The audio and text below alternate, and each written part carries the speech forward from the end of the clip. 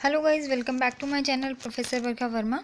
आज हम लोग रिवीजन करेंगे आपके पूरे BCOA के कोर्स की, जिसका नाम है बिजनेस कम्युनिकेशन एंड एंटरप्रेन्योरशिप। इसमें हम कीवर्ड्स के थ्रू जितने भी इंपॉर्टेंट टॉपिक्स हैं उनको डिस्कस करेंगे, जिसके थ्रू आपकी जल्दी से एग्ज़ाम के लिए रिवीजन हो जाएगी। तो फर्स्ट टॉपिक इज़ एंटरप्रेन्योरशिप। देखिए गाइस, इस पर्टिकुलर टॉपिक से बहुत सारे क्वेश्चंस आते हैं।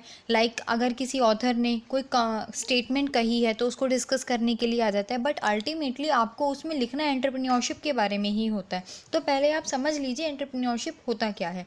जब भी कोई बिजनेसमैन या कोई पर्सन एक नया प्रोडक्ट मार्केट में लॉन्च करता है, अपनी इनोवेशन और अपनी क्रिएटिविटी के थ्रू कुछ नया लेकर आता है मार्केट में और उसकी मार्केटिंग करके उसे लोगों तक पहुंचाता है, तो उसी पूरे प्रोसेस को आप एंटरप्रेन्योरशिप कहते हैं। क्योंकि जब कोई इंडिविजुअल मार्केट में कोई नया प्रोडक्ट लॉन्च करता है तो वो बहुत ज़्यादा रिस्क भी बियर करता है। हो सकता है वो प्रोडक्ट मार्केट में चले ना भी चले, दोनों ही चांसेस होते हैं। तो रिस्क बियरिंग भी करता है और इन केस अगर उसका प्रोडक्ट चलता है तो रिवॉर्ड्स भी उसे ही मिलते हैं। तो इस तरीके से एंटरप्रेन्योरशिप एक पूरा प्रोसेस है रिस्क बियरिंग का, अवार्ड एंजॉइंग का। तो ये सबसे ज़्यादा हमारे इकोनॉमिक डेवलपमेंट में भी हेल्प करता है। आपने देखा होगा कि जो हमारी कंट्री है उसमें बहुत बड़े बड़े बिजनेसमैन हैं। इवनली हर कंट्री में जितने भी बड़े बिजनेसमैन हैं उनका इकोनॉमिक डेवलपमेंट में सबसे बड़ा हाथ होता है, यानी कि उनका बहुत बड़ा रोल होता है। जैसा कि हमारी कंट्री में है मिस्टर अंबानी हैं, उनका हमारे इकोनॉमिक डेवलपमेंट में बहुत बड़ा रोल है। अगर इन केस उनके बिजनेस को कहीं भी कोई प्रॉब्लम होती है तो हमारी कंट्री भी उनके साथ सफ़र करेगी, क्योंकि वो बहुत बड़े एंटरप्रेन्योर हैं। तो इसी तरीके से जितने भी बड़े बड़े एंटरप्रेन्योर्स होते हैं वो हमारे इकोनॉमिक डेवलपमेंट में भी हेल्प करते हैं। डेफिनेटली उनका करियर भी अच्छा होता है और जिन लोगों को वो अपने यहाँ हायर करते हैं उनका करियर भी अच्छा होता है। तो वो लोगों के डिफरेंट स्किल्स, टैलेंट को रिकॉग्निशन देते हैं, यानी कि पहचान देते हैं, लोगों का करियर परस्यू करवाते हैं। तो एम्प्लॉयमेंट भी जनरेट करते हैं, इनकम भी जनरेट करते हैं, इनोवेशन और क्रिएटिविटी को भी बढ़ावा देते हैं। जो एक इनोवेटिव यानी एक क्रिएटिव आइडिया होता है उसको इम्प्लीमेंट करना, यानी कि उसको एक्शन में लेकर आना। क्योंकि सोच तो बहुत लोग लेते हैं लेकिन उस पर एक्शन करना, उसको इम्प्लीमेंट करना, मार्केट में वाकई में उसे एग्जिस्टेंस में, रियलिटी में लेकर आना, यही एंटरप्रेन्योर का काम होता है। तो a true entrepreneur capitalises the ideas to turn them into reality. तो एंटरप्रेन्योरशिप के बारे में आप कह सकते हैं कि ये एक ही सिक्के के दो पहलू हैं, जिसमें कि आप रिस्क भी बियर करते हैं और अवार्ड और पनिशमेंट के लिए भी रेडी रहते हैं। And second point is entrepreneurship. Entrepreneurship आपने कर लिया। अब देन एंटरप्रेन्योर जो इस पूरे प्रोसेस को करता है, जो इंडिविजुअल, जो पर्सन ये सारा काम करता है, that is the person is entrepreneur. अब उसमें बहुत सारी क्वालिटीज़ होनी चाहिए। आपका एंटरप्रेन्योर की क्वालिटीज़ को लेकर कम से कम हर ईयर एक क्वेश्चन ज़रूर आया है, तो इसे ज़रूर करके जाइएगा। तो एंटरप्रेन्योर के अंदर कौन कौन सी क्वालिटीज़ होनी चाहिए? सबसे पहले उसके अंदर एक डिज़ायर होनी चाहिए कि वो बड़ा देख सके, उसमें कुछ बड़ा करने का, रिस्क लेने की वो कैपेबिलिटी हो। It must be that he can dream big and courage to do so, यानी कि उसमें काम करने की उसमें ये इच्छा हो कि नहीं मैं कुछ बड़ा करूँ। सेकेंड वन इज़ परजर्वेंस, यानी कि उसमें ऐसा नहीं होना चाहिए कि वो एक बार उसने प्रोडक्ट मार्केट में लेकर आया, लॉन्च किया, नहीं चला तो वो गिव अप कर दे। नहीं, गिव अप नहीं करना है, कंटिन्यू उसको इम्प्रोवाइजेशन करके मार्केट में नई नई चीज़ें लाते रहना है। एक ना एक दिन उनका ज़रूर सक्सेसफुल हो जाएगा, क्योंकि डेफिनेटली जब भी आप एक कमबैक करेंगे तो आप पहले से बेहतर हो जाएंगे। तो एंटरप्रेन्योर में ये क्वालिटी होनी चाहिए कि वो जल्दी से गिव अप ना करे। Third point is dedication. Dedication का मतलब है कि उनका जो फोकस है वो एक लेज़र बीम की तरह होना चाहिए, कि जहाँ जिस फील्ड में वो काम करना चाहते हैं इतना ज़्यादा डेडिकेटेडली वो काम करें। यानी कि आप समझ रहे हैं कि 24/7 उनका डेडिकेशन इतना अच्छा होना चाहिए कि वो 24 आवर्स अपने प्रोडक्ट के लिए, अपने बिजनेस के लिए काम करें। Next is strong work ethic. देखिए, जब आप भी कोई अपना बिजनेस स्टार्टअप करते हैं तो सबसे ज़्यादा मेहनत आप ही को करनी है, यानी कि आपके जो वर्क एथिक्स है वो बहुत अच्छे होने चाहिए। ऐसा नहीं है कि आज संडे है तो मैं काम नहीं करूँगा, क्योंकि जो एक एंटरप्रेन्योर होता है वो 24/7 काम करता है, कोई छुट्टी नहीं होती है। और ऑफिस में सबसे पहले आना, सबसे बाद में जाना, इवनली वो मिडनाइट भी आकर के चेक करते हैं कि कंपनी में काम ढंग से हो रहा है या नहीं होना, तो एटलीस्ट एज एन एंटरप्रेन्योर आपके वर्क एथिक्स बहुत अच्छे होने चाहिए, आप बहुत ज़्यादा हार्ड वर्किंग होने चाहिए। Next is creativity. आप क्रिएटिव होंगे, इनोवेटिव होंगे, जब भी आप एक इनोवेटिव प्रोडक्ट मार्केट में लॉन्च कर पाएंगे। यानी कि आपकी अल्टीमेटली आपकी क्रिएटिविटी काम करती है। अगर आप क्रिएटिव बहुत अच्छे हैं, आपके दिमाग में नई नई टेक्नोलॉजी, नए नए आइडियाज़ आते हैं और आप उन्हें एग्जीक्यूट करना जानते हैं, तो डेफिनेटली आप एक बहुत अच्छे एंटरप्रेन्योर बन सकते हैं। और दूसरी चीज़, आप लोग जो भी एक एंटरप्रेन्योर बनना चाहता है वो ऑलवेज़ लर्निंग के लिए रेडी होना चाहिए। ऐसा नहीं है कि मैंने सब सीख लिया। ये लाइफ में कंटिन्यूअस लर्निंग होती है, जो कि आपको कंटिन्यू, आप कभी एम्प्लॉय से सीखते हैं, कभी आप अपने क्लाइंट से सीखते हैं, तो एक ही कंटिन्यूअस प्रोसेस है लर्निंग का।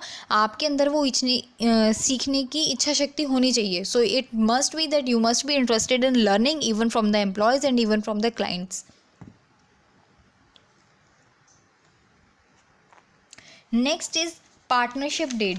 देखिए, पार्टनरशिप, एक सोल प्रोप्राइटर तो वो होता है जो एक सिंगल पर्सन पूरे बिजनेस को हैंडल करता है, बट पार्टनरशिप में क्या होता है, जब आप सभी काम को अकेले हैंडल नहीं कर पाते, तो आप अपने साथ अगर आपके पास फंड्स नहीं है तो भी आप पार्टनर बना लेते हैं, या फिर अगर आप सारी रिस्पॉन्सिबिलिटी खुद से नहीं उठा पा रहे हैं तो भी आप पार्टनर्स बना लेते हैं। तो पार्टनरशिप बहुत सारे केसेस में बन जाती है, बट एक पार्टनरशिप रजिस्टर्ड जब ही होती है जब आप उसकी पार्टनरशिप डीड तैयार करते हैं और जा करके उस डीड को रजिस्ट्रार से रजिस्टर कराते हैं।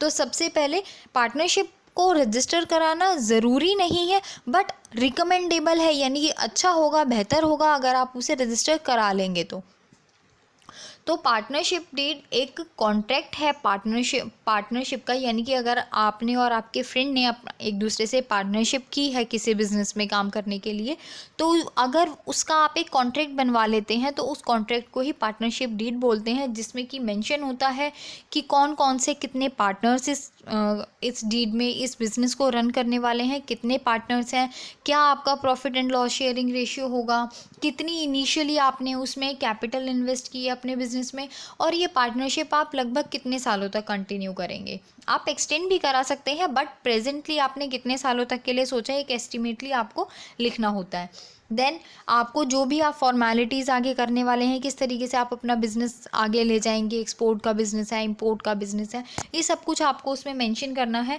और एट दी एंड जब आप इस पार्टनरशिप को ख़त्म करेंगे तो किस तरीके से करेंगे, यानी कि एट द एंड किसको कितना पैसा मिलेगा, कौन किस चीज़ के लिए लायबल होगा, ये सभी चीज़ें उसमें मेंशन होनी चाहिए। और इसके बाद आपको जा कर के रजिस्ट्रेशन कराना होगा। तो रजिस्ट्रेशन में भी आपका कंपनी का नाम, आप कहाँ पर बिज़नेस करने वाले हैं, वो लोकेशन जहाँ पर आप बहुत सारी लोकेशंस है, सपोज़ आप इंडिया में बहुत सारी जगह पर काम करना चाहते हैं, आपका बिज़नेस बहुत सारी जगह होने वाला है, तो आप उन सभी लोकेशंस को मेंशन करेंगे। कौन से पार्टनर ने किस डेट पर ज्वाइन किया है, पार्टनर्स का पूरा नाम, उनका परमानेंट एड्रेस, और फर्म लगभग कितने सालों तक चलने वाली है, यानी कि फर्म का लाइफ स्पैन। ये सभी कुछ आपको पार्टनरशिप डीड में और रजिस्ट्रेशन के टाइम पर मेंशन करना होता है, जिसे आप पार्टनरशिप या पार्टनरशिप डीड भी कहते हैं। Next is pamphlet. पैम्फलेट वैसे तो आप लोगों को सभी को पता होगा, आप लोगों के यहाँ भी मार्केटिंग के लिए बहुत सारे पैम्फलेट्स, किसी रेस्टोरेंट का या फिर वाईफाई वालों का बहुत लोगों के पैम्फलेट्स आते हैं, तो ये आप सभी अवेयर हैं इस बात से। तो इसके बहुत सारे एडवांटेजेस होते हैं। ये एक प्रिंटेड मटेरियल है आपके बिज़नेस को स्टैंड अप करने का, यानी कि आपके बिज़नेस को चलाने का। आप मार्केटिंग करते हैं ना पैम्फलेट्स के थ्रू, तो मार्केटिंग जब भी आपकी अच्छी होगी जब आपका पैम्फलेट बहुत ज़्यादा आई कैची होगा, यानी कि बहुत ज़्यादा दिखने में ना मन करेगा उसे देखने का। कोई अगर आप डार्क कलर्स, सपोज आप डार्क कलर्स पे कोई लाइट कलर चलाते हैं, तो ऐसा लगता है ना कि बहुत ज़्यादा ध्यान जाता है उस पर। तो आपको अपना पैम्फलेट कुछ इतना क्रिएटिव या डिज़ाइनिंग आपको उसकी इस तरीके से करनी है कि वो आई कैची हो, लोग उसे देखें, लोगों का ध्यान वो खींच सके। तो और क्योंकि ये कॉस्ट इफ़ेक्टिव भी है, क्योंकि अगर आप ये सोचें कि हाँ मैं यूट्यूब पर अपना ऐड चलवाऊँ, तो उसके लिए वो बहुत ज़्यादा बजट चाहिए होता है आप लोगों को। बट पैम्फलेट्स तो कोई भी बंटवा सकता है, क्योंकि ये बहुत ज़्यादा कॉस्ट नहीं लगती है इसमें। अगर आपका जो पेपर का मटेरियल है वो अच्छा है, यानी कि ऐसा नहीं है बस पानी गिरा और ख़त्म हो गया। अगर आप अच्छा मटेरियल यूज़ करेंगे पैम्फलेट्स में, उसको आई कैची और बहुत 3D इफेक्ट्स वाला बनवाएंगे तो कहीं ना कहीं लोग इतनी जल्दी वो फटता भी नहीं है, लोगों के घरों पर भी रखा रहता है। क्योंकि आपने देखा होगा कि जैसे आप फ़ोन में बहुत सारे एड्स आते हैं, क्या होता है, स्क्रॉल करते जाते हैं, एड्स देखते जाते हैं और भूलते जाते हैं। बट अगर आपके पास एक पैम्फलेट होता है, फिजिकल मोड में चीज़ आपके पास है, तो कहीं ना कहीं आप ट्राई करते हैं, और एटलीस्ट ट्राई भी नहीं करते तो आपके माइंड में वो रह जाता है। तो ये कॉस्ट इफ़ेक्टिव भी है, और ऐसा भी हो सकता है कि आप डिजिटल मोड और फिज़िकल मोड दोनों में आप करें, क्योंकि आप इंटरनेट पे अपना ऐड चलवा सकते हैं और साइड बाय साइड आप पैम्फलेट्स भी बांट सकते हैं। तो आप दोनों चीज़ें कर सकते हैं। उसके बाद फ्रीडम टू बी क्रिएटिव। अब क्या होता है कि आप जब भी इंटरनेट पर अपना ऐड चलवाते हैं तो उसमें बहुत सारे क्राइटेरियाज़ होते हैं, इतने इतने MB से ज़्यादा बड़ी आपकी फ़ाइल नहीं होनी चाहिए, आपकी इमेज इतने KB की ही होनी चाहिए। तो बहुत ज़्यादा ये एक क्राइटेरिया होता है कि आपको एटलीस्ट इतना ही डाटा देना है। बट पैम्फलेट में क्या है, आप किसी भी तरीके से अपना कितना भी बड़ा, किसी भी शेप में, किसी भी कलर में, तो आप फ्री हैं अपने पैम्फलेट को खुद से डिज़ाइन करने के लिए। And then makes a long impression. जैसा कि मैंने आपको भी बताया था कि स्क्रॉलिंग में हम एड्स देखते जाते हैं, भूलते जाते हैं, बट अगर फिजिकल मोड में हमारे साथ वो चीज़ रहती है तो हमें ज़्यादा लंबे टाइम तक याद रहती है। So this is the pamphlet. And next is report writing. Report writing का क्वेश्चन भी आप लोगों का बहुत बार आया है, तो इसको भी एक बार आप गो थ्रू ज़रूर कीजिएगा। तो it focuses on specific topic in depth, यानी कि किसी एक पर्टिकुलर टॉपिक पर ही आप रिपोर्ट लिखते हैं। जैसा कि आप किसी डॉक्टर के पास जाते हैं तो वो आपकी एक रिपोर्ट फाइल तैयार करते हैं ना, कि सारे डॉक्यूमेंट्स के बाद आपका पूरा, सपोज़ आपका कोई CT स्कैन हुआ है या कुछ भी हुआ है, तो उस प्रॉपर टेस्टिंग में आपका जो भी डाटा कलेक्ट होता है उसके बाद एंड में एक रिपोर्ट कंक्लूजन तैयार हो जाता है कि इस पेशेंट की ये हिस्ट्री है, ये रिपोर्ट है।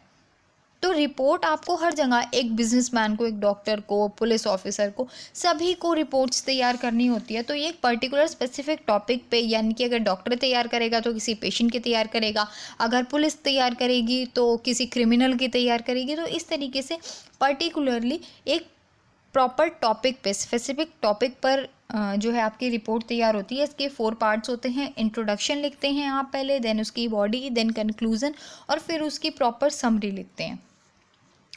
तो ये प्रोसेस पूरा किस तरीके से चलता है, सबसे पहले आप क्या करते हैं, make a decision on terms of reference. यानी कि इसमें क्या इंक्लूड होता है, पहले आप ये उसमें मेंशन करते हैं कि आपने ये रिपोर्ट क्यों बनाई है, किस पर्पज़ के लिए बनाई है, इसे बनाना आपके लिए क्यों ज़रूरी था, इसे लिखा कब गया है, इसको लिखने का गोल क्या है। तो ये सब कुछ आप उस रिपोर्ट में मेंशन करते हैं, ये क्लैरिफाई करते हैं, और पहले पैराग्राफ से ही रीडर को, जो भी उस रिपोर्ट को पढ़ रहा है, उसे ये क्लियर हो जाता है कि वो जो चीज़ इसमें देखना चाह रहा है वो है या नहीं। उसे पूरा पेज पढ़ने की ज़रूरत नहीं पड़ती, फर्स्ट पैराग्राफ से ही उसे क्लियर हो जाता है कि ये रेलिवेंट उसके लिए है या नहीं है, रीडर के लिए। देन आता है परफॉर्म योर रिसर्च। यानी कि आपको जितने भी रेप्यूटेड सोर्सेज हैं, यानी कि आपको बस किसी ने कह दिया और आपने अपनी रिसर्च में उसे मेंशन कर लिया, ऐसा नहीं। जो भी रेप्यूटेड जगह है, यानी कि प्रॉपर ऑथर्स के द्वारा लिखी गई बुक्स हों, न्यूज़पेपर्स हों, आर्टिकल्स हों, प्रॉपर आप ये कह सकते हैं कि रजिस्टर्ड या रेप्यूटेड चीज़ों को ही आपको अपनी रेफरेंस में लेना है, अपनी रिसर्च की रेफरेंस में। जो कि जैसे कि आप जो भी डाटा कलेक्ट करें वो अच्छी जगहों से करें, और उसको इस तरीके से प्रेजेंट करेंगे कि वो रीडर के लिए पढ़ने के लिए इजी हो जाए। चाहे आप उसमें ग्राफ्स में, चार्ट्स में, किसी भी तरीके से आप उसे मेंशन कर सकते हैं, बट अपने रिसर्च को अपने प्रॉपर तरीके से और वेरीफाइड सोर्सेज से कलेक्ट करना है। देन आता है क्रिएट अ प्लान। अब आपने डाटा भी कलेक्ट कर लिया है, उसके बाद आप एक प्लान बनाएंगे कि अब आप आगे कैसे इस रिपोर्ट को लिखने वाले हैं। तो उस प्लान में प्रॉपर मेंशन कीजिए कि आपका पेज 1 पे आपका टाइटल हो जाएगा, इसमें आप कौन कौन से कंटेंट देने वाले हैं, इंट्रोडक्शन है, रेफरेंसेस हैं। तो पूरा प्रॉपर आपको एक प्लान रेडी करना है कि आप इस रिपोर्ट में क्या करने वाले हैं।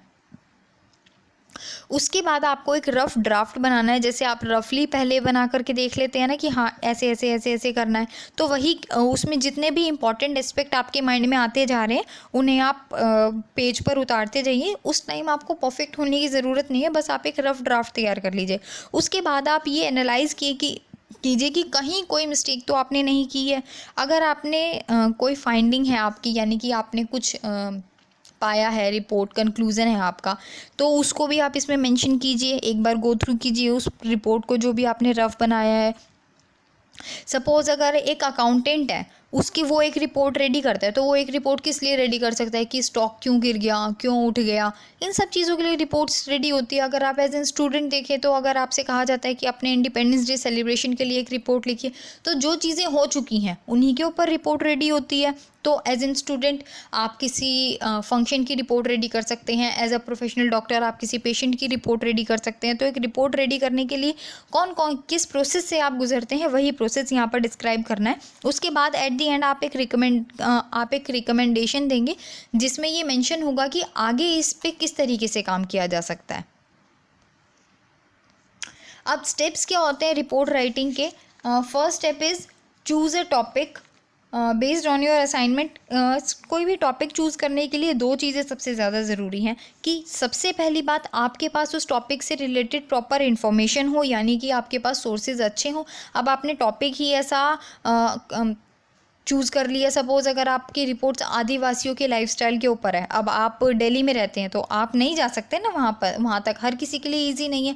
तो एटलीस्ट आप जिस भी टॉपिक पर रिपोर्ट रेडी कर रहे हैं उसके बारे में आपके पास एडिक्वेट इन्फॉर्मेशन हो, और it must be something you are interested in, यानी कि आपको किसी ऐसे टॉपिक पर ही रिपोर्ट प्रिपेयर करनी है जिसमें आप इंटरेस्टेड हों, क्योंकि आप उसी फील्ड में अच्छा काम कर पाएंगे जिसमें आपको काम करने में अच्छा लग रहा है या फिर आप उसमें इंटरेस्टेड हैं। तो टॉपिक चूज़ करते टाइम आपको इन दोनों बातों का ध्यान रखना है। उसके बाद आपको अपनी रिसर्च कंडक्ट करनी है। जैसा कि मैंने आपको बताया कि आपके जितने भी सोर्सेज हैं वो रेप्यूटेबल होने चाहिए, ऑफिशियल होने चाहिए, चाहे आप कोई केस स्टडी पढ़ें, कोई बुक को रेफ़र करें, but it must be from a respected authors. Then आप थीसिस लिखेंगे। थर्ड स्टेप रिपोर्ट राइटिंग का है राइट अ थीसिस स्टेटमेंट, जिसमें कि आप अपनी पूरी रिपोर्ट को कंसेप्चुअलाइज करेंगे, यानी कि it summarises main point of your writing, यानी कि जो भी एक ट्रेंड या पैटर्न आपकी पूरी रिसर्च में निकल कर आया है वो आप थीसिस में मेंशन करेंगे। Then you will prepare an outline, यानी कि आपको एक ब्लूप्रिंट तैयार करना है अब कि इस तरीके से आपकी पूरी रिपोर्ट होने वाली है। तो जो भी आपने अक्सर देखा होगा कि आपने रिपोर्ट में हेडिंग, सब हेडिंग्स, तो ये सब कुछ आपको पूरा जो आपका ट्रैक रहा है, जो भी आपने पैटर्न देखा है वो सभी कुछ आपको इसमें मेंशन करना है, देखना है कहीं कोई आपने कोई स्टेप छोड़ तो नहीं दिया है। तो पूरी प्रॉपर एक आउटलाइन तैयार करेंगे ताकि आप कुछ भी चीज़ मिस ना करें। उसके बाद आप एक रफ रिपोर्ट तैयार करेंगे। जैसा कि मैंने आपको बताया था कि जितनी भी इंफॉर्मेशन आपके पास है अब उसको आप वर्ड्स में ले आएंगे स्टेप बाय स्टेप, ताकि आप एक्सीडेंटली ऐसा ना हो कि आप कोई इम्पॉर्टेंट जो पॉइंट था वो मिस कर दें। तो आप एक पहले रफ ड्राफ्ट रेडी कर लेंगे, उसके बाद उसमें रिवाइज करेंगे, उसको एडिट करेंगे जहाँ किसी भी तरीके की गलती हो। देन एट दी एंड जब आपका पूरा कंटेंट आपका रेडी हो जाएगा, एट दी एंड आप उसमें प्रूफ रीडिंग करेंगे कि कहीं उसमें कोई ग्रामेटिकल मिस्टेक तो नहीं है, या कहीं कोई पॉइंट छोड़ तो नहीं दिया है, कहीं कोई स्पेलिंग मिस्टेक तो नहीं है। तो ये जो प्रूफ रीडिंग है ये एक एडवांस्ड वर्जन हो गया, क्योंकि आपने कहीं कोई पॉइंट छूटा नहीं, ये सब तो आपने आउटलाइन में, रफ ड्राफ्ट में, इन सभी चीज़ों में आपने ध्यान दिया। एट दी एंड आपको ये चेक करना है कि it must be in the proper format में आपने लिखा हो, आपकी कोई ग्रामेटिकल मिस्टेक ना हो, आपकी कोई स्पेलिंग मिस्टेक्स ना हो, क्योंकि ये अच्छा इंप्रेशन नहीं देता है। फिर ये लगता है कि इतना पढ़ा और फिर स्पेलिंग मिस्टेक्स इतनी है, तो वो कोई अच्छा इंप्रेशन नहीं है। तो आपको प्रूफ रीडिंग भी ज़रूर करनी है। देन आता है आपका बिजनेस कम्युनिकेशन। बिजनेस कम्युनिकेशन का देखिए, कम्युनिकेशन का मतलब क्या होता है, एक दूसरे से इंटरैक्ट करना, बात करना। और इसी तरीके से बिजनेस कम्युनिकेशन क्या होता है, जब आप बिजनेस करते हैं, कोई एंटरप्रेन्योर बनते हैं, आपका बिजनेस रन हो रहा है, आपकी कंपनी है, तो जब आप बहुत सारे लोगों से अपनी कंपनी के अंदर बात करते हैं, यानी कि अपनी कंपनी के अंदर कम्युनिकेट करते हैं, दैट इज़ इंटरनल कम्युनिकेशन। जब आप अपने एम्प्लॉयज़ से, डायरेक्टर से, बोर्ड ऑफ डायरेक्टर से, सुपीरियर से, सबऑर्डिनेट से, इन सभी लोगों से बात करते हैं, दैट इज़ इंटरनल कम्युनिकेशन। यानी कि आपकी कंपनी के अंदर कौन किस तरीके से बात कर रहा है, कौन किस तरीके से कम्युनिकेट कर रहा है, दैट इज़ इंटरनल कम्युनिकेशन। और फिर जब आप एक्सटर्नली बात करते हैं, यानी कि अपने इन्वेस्टर से, क्रेडिटर से, आपके जो क्लाइंट्स हैं, आपके जो कस्टमर्स हैं, उन सब से बात करते हैं, तो दैट इज़ एक्सटर्नल कम्युनिकेशन, कि आपकी बाहर की पब्लिक इमेज कैसी है, आप लोगों के साथ किस तरीके से डील करते हैं, तो वो that is related to the external communication. अब जो आपका कम्युनिकेशन है इट मस्ट बी स्ट्रक्चर्ड, यानी कि ऐसा नहीं है आज आपने बात करी, आज से 6 महीने बाद आप दोबारा बात करेंगे। प्रॉपर एक सिस्टमेटिक वे होना चाहिए, स्ट्रक्चर्ड वे होना चाहिए, प्रॉपर एक हायरार्की मेंटेन होनी चाहिए। ऐसा आपने देखा होगा ना कि अगर आप प्राइम मिनिस्टर तक अपनी बात पहुंचाना चाहते हैं तो ऐसा नहीं आप फ़ोन मिला करके बात कर लेंगे। There is a proper structured way. आपको प्रॉपर वो स्ट्रक्चर, आपको वो सिस्टम फॉलो करना होगा, तभी आप उन तक अपनी बात पहुंचा सकते हैं। Then there must be a clarity, यानी कि आप जो भी बात करना चाहते हैं वो आधी अधूरी, या फिर ऐसा ना हो कि आपका जो मीडियम है उससे आधी अधूरी बात पहुंच रही है, बात कट कट के जा रही है, या फिर आपका मेल आधा पहुंच रहा है। तो इस तरीके की प्रॉब्लम्स नहीं होनी चाहिए। There must be a clarity in your information, there must be a clarity in your communication, यानी कि आप जिस भी तरीके से बात कर रहे हैं आपका कोई लैंग्वेज बैरियर नहीं होना चाहिए। अगर आप हिंदी में बात कर रहे हैं तो सामने वाले, ज़रूरी है कि सामने वाला भी उस बात को हिंदी में समझ सके, तो ज़रूरी है कि आप क्लियर करें अपनी बातों को, अपने कम्युनिकेशन लेवल पे आपकी क्लैरिटी होनी चाहिए। और आपका जो मीडियम है वो भी प्रॉपरली, या बहुत ज़्यादा ओल्ड मीडियम आप यूज़ करेंगे, सपोज़ आप पोस्ट कर रहे हैं, खत लिख रहे हैं, तो अब वो बहुत ज़्यादा पुराना हो गया है, पता नहीं कब पहुँचेगा, कब क्या होगा। आजकल डिजिटल मोड पर आप बहुत जल्दी बात कर सकते हैं, तो आपका मीडियम जो भी आप कम्युनिकेट करने के लिए चूज़ करें वो अच्छा होना चाहिए, प्रॉपर टेक्नोलॉजिकली अपडेटेड होना चाहिए, और it must be relevant, of course relevant होना चाहिए। तो internal communication, external communication, verbal communication, non verbal communication, इन सभी को आप एक बार गो थ्रू कर लीजिएगा। इनके एडवांटेजेस, डिसएडवांटेजेस, इन सभी को गो थ्रू कीजिएगा। और ये सिर्फ मैंने आपको की पॉइंट्स बताए हैं, जिनको आप समझकर एलैबोरेट करके आप खुद से लिख सकते हैं। और अगर आप क्वेश्चन की लेंथ को इंक्रीज़ करना चाहते हैं, आपको नहीं समझ आ रहा है अब और क्या लिखे, तो आप उसमें कोई एग्जाम्पल भी ऐड कर सकते हैं, जिससे कि आपके आंसर की लेंथ इंक्रीज़ हो जाएगी और आपको मार्क्स मिलने में हेल्प होगी। आपको पॉइंट्स में जितना ज़्यादा हो सके अपना जो नेक्स्ट क्वेश्चन है आप लोग नेक्स्ट पेज से स्टार्ट कीजिएगा, पॉइंट्स में लिखने की कोशिश कीजिएगा। और एटलीस्ट अगर आप पॉइंट्स में भी नहीं लिखते तो एक पैराग्राफ लिखने के बाद आप एक लाइन छोड़िएगा, उसके बाद नेक्स्ट पैराग्राफ। तो इससे क्या होता है कि अगर आपकी हैंडराइटिंग थोड़ी बहुत मेसी भी है तो वो उतना ज़्यादा जो आपका पेज है वो उतना ज़्यादा हौच पौच नहीं दिखता है। तो आपको इस तरीके से आंसर लिखना है कि सामने वाले के लिए उसे पढ़ना ईजी हो जाए। बाकी मैंने आपको की पॉइंट्स बता दिए हैं, इन्हें एलेबोरेट करके आप कर सकते हैं। And thank you so much, all the best for your exam.